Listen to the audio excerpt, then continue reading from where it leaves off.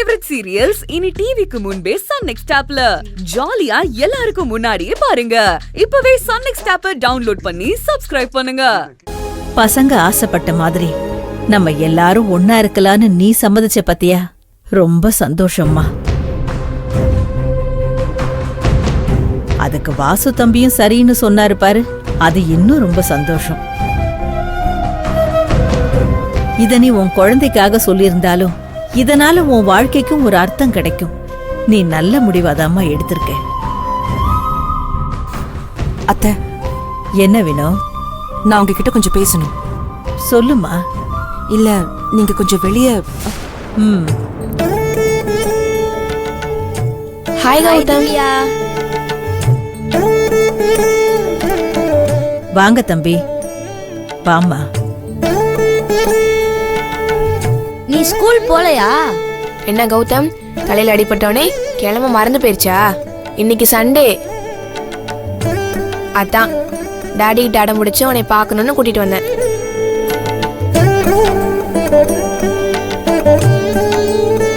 ஆமா கௌதம், உனக்கு இங்கே இருக்க போர் அடிக்கலையா? அதான் இப்போ நீ வந்தியே. அத்தை, டெஸ்ட் ரிப்போர்ட் என்னாச்சுன்னு கேட்டுட்டு வந்துடுறேன்.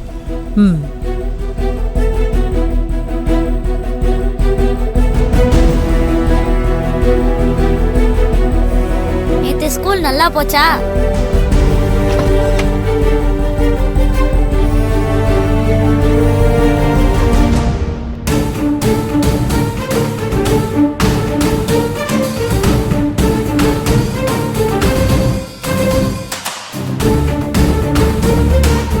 தம்பி,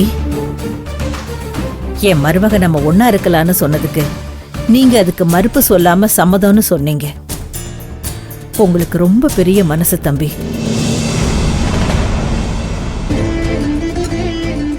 நீங்க கொடுத்த ரத்தத்தாலதான் இன்னைக்கு என் பேரன் நல்லா இருக்கான்.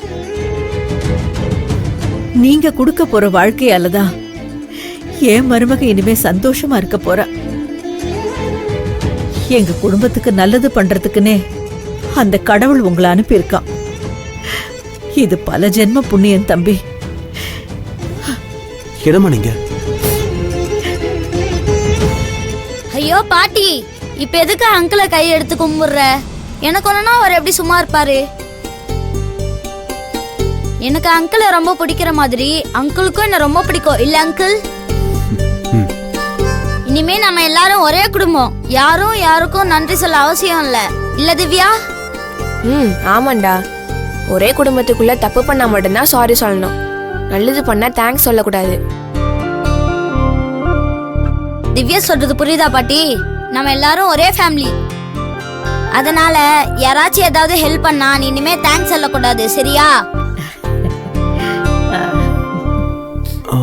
திவ்யா, நீ கௌதம்கிட்ட பேசிட்டாரு. டாடி ஒரு ஃபோன் பேசிட்டு வந்துடுறேன். அங்கிள் சீக்கிரமா வாங்க, அம்மாவும் வந்துருவாங்க. நம்ம 4 பேரும் ஒன்னா சேர்ந்து ஏதோ கேம் விளையாடலாம், சரியா? சரி.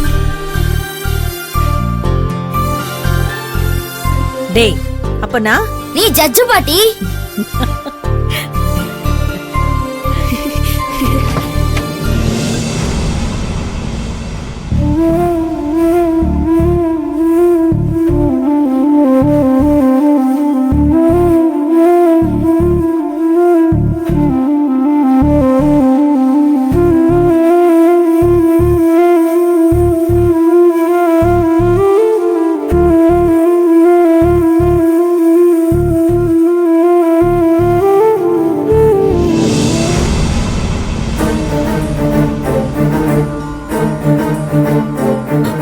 சார் சொல்லுங்க. ஒரே ஒரு நிமிஷம், ஒரு சின்ன உதவி செய்றீங்களா எனக்கு? கண்டிப்பா. இந்த போட்டோல இருக்கிற கோவில் இந்த ஊர்ல தானே இருக்கு. இது எந்த தெருவில் இருக்குன்னு உங்களால சொல்ல முடியுங்களா? இந்த பக்கமா 2 தெரு தாண்டி போனீங்கன்னா பெரிய கோபுரம் தெரியும், அதுதான் இந்த கோவில். ஓ, ரொம்ப நன்றிங்க. நன்றிங்க சார். திரும்பவும் தொந்தரவு பண்றேன்னு தப்பா நினைக்காதீங்க. சொல்லுங்க. இன்னும் ஒரே ஒரு உதவி செய்ய முடியுங்களா? ஒரு நிமிஷம்.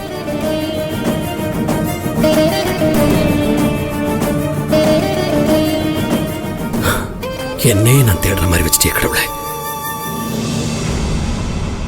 சார், இந்த போட்டோல இருக்கிற இந்த ஊர்ல எங்கேயாவது பார்த்திருக்கீங்களா?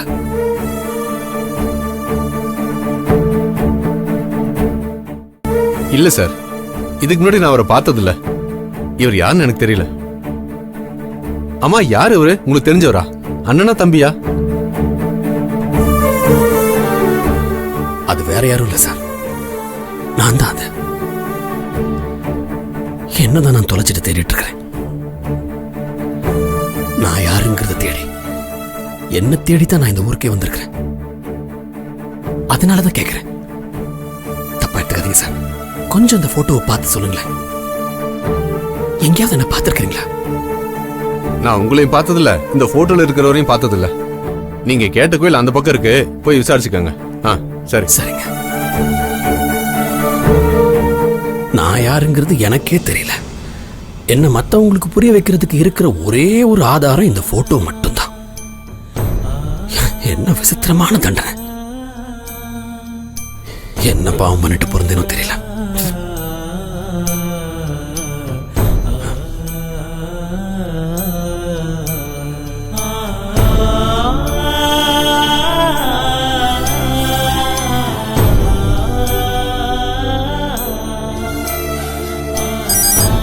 தாத்தா யாரு? சிவாதாமா கூப்பிடுறான். பேசுங்க. ஐயா, நான் சிவா பேசுறேன். சிவா, கும்பகோணத்துல பத்திரமா இறங்கிட்டியாப்பா? ஆ, நல்லபடியா வந்துட்டேங்க. கோவில் எங்க இருக்குங்கிறத கூட கிட்டத்தட்ட கண்டுபிடிச்சிட்டேன். அந்த கோவில் இருக்கிற தெருவு தேடி தான் போயிட்டு இருக்கேன். கொடுங்க. இரு.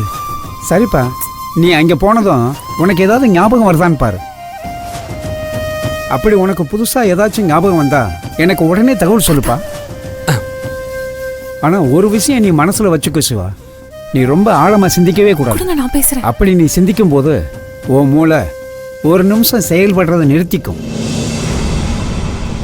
அப்புறம் நீ மயக்கம் போட்டு விழுந்துருவ. பக்கத்துல யாரும் இல்லைன்னா அது உன் உசுருக்கே ஆபத்தாயிரும்பா. கொஞ்சம் இருமா. அதனால அப்படி எதுவும் மயக்கம் வந்துச்சுன்னா நான் கொடுத்து அனுப்புன அந்த மூலிகை குளிகைய ஒன்னு எடுத்து வாயில போட்டுட்டு கொஞ்ச நேரம் உட்காந்துரு. அப்புறம் எல்லாம் சரியாயிடும். புரிஞ்சதா? சரிங்க ஐயா. ஐயா, துர்கா பக்கத்துல இருக்காளா? இருக்காளவா?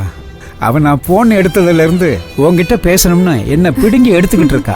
இரு இந்தா. ஹலோ துர்கா, வேலைக்கு போயிட்டு வந்துட்டியா? வந்துட்டேங்க. எப்பவும் வீட்டுக்கு வந்ததும் உங்க முகத்தை தான் நான் பார்ப்பேன். நீங்க இல்லாதது எனக்கு என்னமோ ஒரு மாதிரி இருக்கு.